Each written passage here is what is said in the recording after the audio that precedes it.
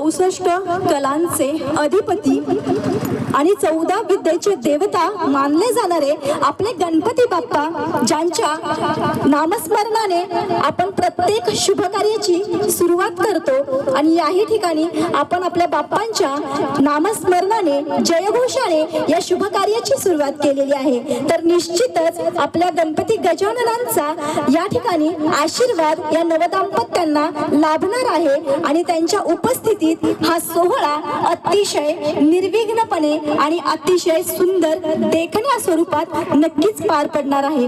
तर पुन्हा एकदा आलेल्या सर्वच उपस्थित मान्यवरांचं, पाहुणे मंडळींचं, शिंदे कुटुंबियांच्या वतीने आणि खराडे कुटुंबियांच्या वतीने सहर्ष असं स्वागत केलं जातं।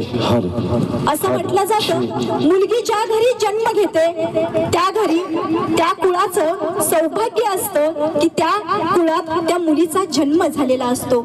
मुलगी